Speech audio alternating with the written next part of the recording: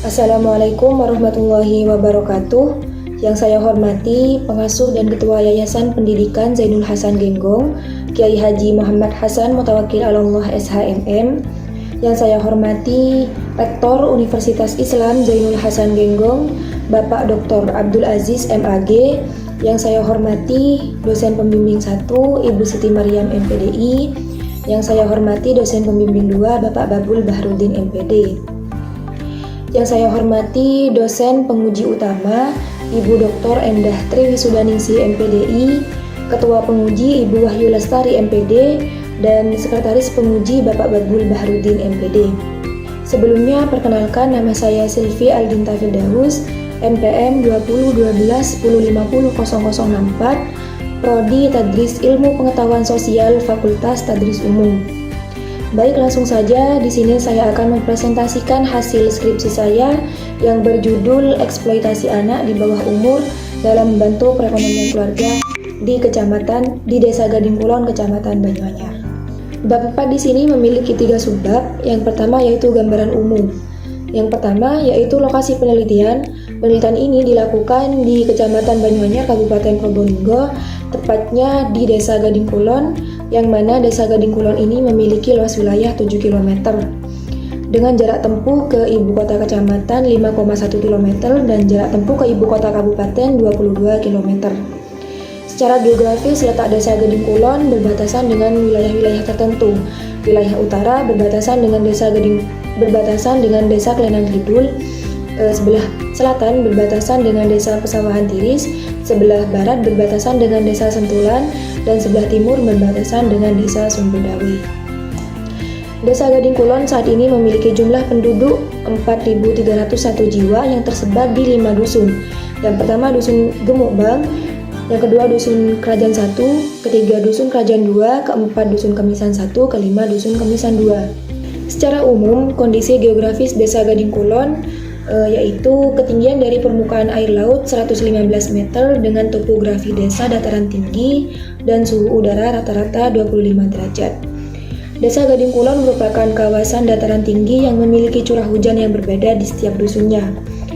Di daerah bagian bawah, tepatnya di Dusun Gemukbang dan Dusun Kerajaan, itu memiliki curah hujan yang rendah, sedangkan di Dusun Kemisan memiliki curah hujan menengah. Kondisi demikian yang membuat bagian utara Desa Gading Kulon tidak cocok ditanami padi karena minimnya air hujan.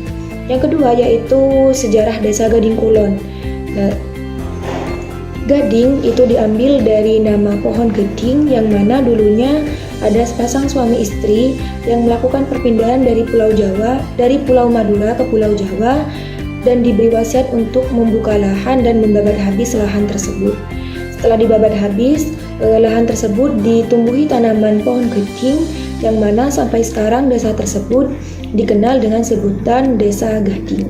Baik, selanjutnya yaitu data penduduk desa dan kondisi sosial ekonomi desa.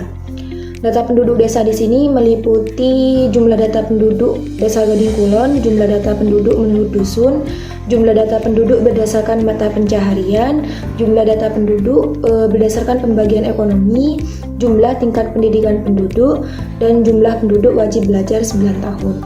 Desa Gading Kulon merupakan daerah pedesaan yang mayoritas penduduknya bermata pencarian sebagai petani, seperti dilihat atau ditunjukkan dari luasnya lahan dan letak desa yang berada di kaki gunung, sehingga sebagian lahan di Desa Gading Kulon digunakan untuk sektor pertanian. 40% mata pencarian penduduk di Desa Gading Kulon yaitu adalah petani dan 60% lainnya yaitu bekerja sebagai serabutan. Dari sektor pertanian ini, pendapatan penduduk dihitung dari luasnya lahan dan hasil panen, sedangkan yang bekerja serabutan dengan upah harian atau mingguan mendapatkan hasil rata-rata 2,5 juta setiap bulannya. Hasil penelitian di sini yang pertama yaitu latar belakang terjadinya eksploitasi anak di bawah umur dalam bentuk perekonomian keluarga. Berdasarkan informasi yang didapat dari 10 informan, 5 informan anak yang bekerja di bawah umur, 4 informan keluarga anak yang bekerja di bawah umur, serta perangkat desa dan kepala desa Gading Kulon. Diperoleh beberapa temuan. Yang pertama yaitu faktor ekonomi. Sebagian besar anak yang bekerja di bawah umur di Desa Gading Kulon itu berasal dari keluarga yang kurang mampu.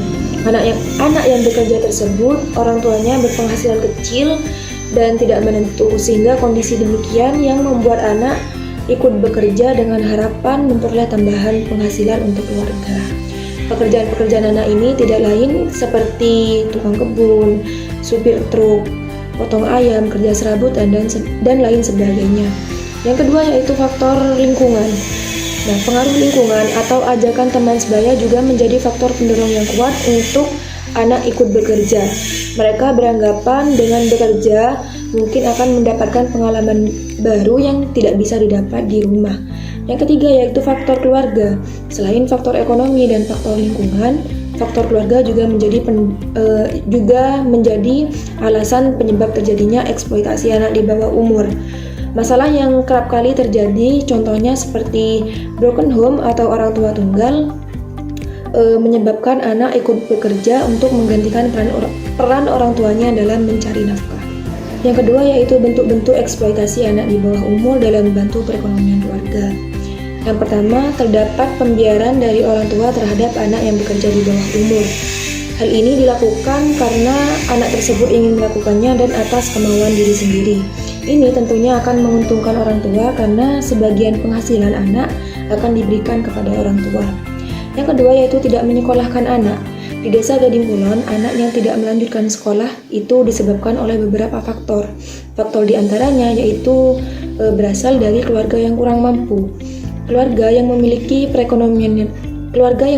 perekonomian rendah cenderung memberhentikan anak dari sekolah dan lebih memilih membiarkan mereka untuk bekerja. Hal ini dianggap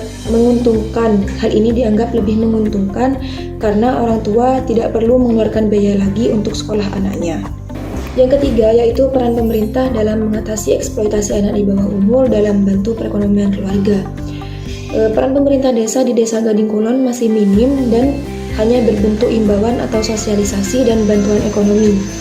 Himbauan atau sosialisasi di sini yaitu berupa pemberian usaha kecil-kecilan atau pekerjaan kepada keluarga yang memiliki perekonomian rendah, sehingga orang tua tersebut tidak perlu membebani anaknya lagi untuk bekerja dan apabila memungkinkan anak tersebut bisa melanjutkan pendidikannya. Yang kedua yaitu bantuan ekonomi. Bantuan ekonomi dari desa sebelumnya mendapat penolakan dari masyarakat dengan alasan memiliki kepercayaan sendiri dan cenderung tidak pernah menerima bantuan berbentuk apapun dari desa. Akan tapi tidak semua masyarakat menolak bantuan tersebut. Sebagian masyarakat yang memiliki perekonomian rendah memang belum mendapat bantuan apapun dari desa atau bantuan tersebut memang belum sampai kepada masyarakat. Baik, selanjutnya yaitu pembahasan. Berdasarkan paparan data yang didapat oleh peneliti selama melakukan observasi, wawancara, dan dokumentasi di Desa Gading Kulon, hasil yang didapatkan oleh peneliti yang bersangkutan dan dibantu oleh keterangan-keterangan dari pihak informan, yaitu mendukung teori dari pemikiran Bourdieu tentang perilaku sosial, bahwa lingkungan akan membentuk kebiasaan-kebiasaan seseorang, yakni adanya hubungan saling mempengaruhi antara lingkungan dan kebiasaan, yaitu habitus dan arena.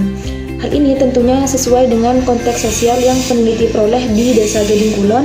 Salah satu contohnya yaitu terdapat pembiaran dari orang tua terhadap anak yang bekerja dengan alasan kemauan diri sendiri dan pengaruh lingkungan tempat mereka tinggal. Kesimpulan dari penelitian ini yaitu penelitian ini menunjukkan bahwa faktor ekonomi, faktor lingkungan, dan faktor keluarga merupakan penyebab terjadinya eksploitasi anak di bawah umur.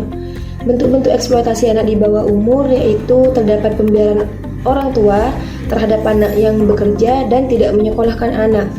Peran pemerintah dalam mengatasi eksploitasi anak di bawah umur di Desa Gading Kulon masih minim dan hanya berbentuk himbauan atau sosialisasi berupa pemberian usaha kecil-kecilan dan pekerjaan kepada keluarga yang memiliki perekonomian rendah, serta berbentuk bantuan ekonomi kepada masyarakat yang kurang mampu. Saran dari penelitian ini yaitu supaya permasalahan eksploitasi anak tidak terjadi lagi, maka disarankan kepada semua anak untuk lebih mengutamakan pendidikan lebih dari apapun untuk masa depan mereka. Kepada orang tua diharapkan mampu menjalankan kewajiban dan tanggung jawab sebagai orang tua untuk melindungi anak dan memberikan hak-hak anak. Kepada pemerintah desa diharapkan memberikan perhatian khusus dan penanganan secara langsung terhadap permasalahan eksploitasi anak. Cukup sekian presentasi dari saya, kurang lebihnya mohon maaf. Wassalamualaikum warahmatullahi wabarakatuh.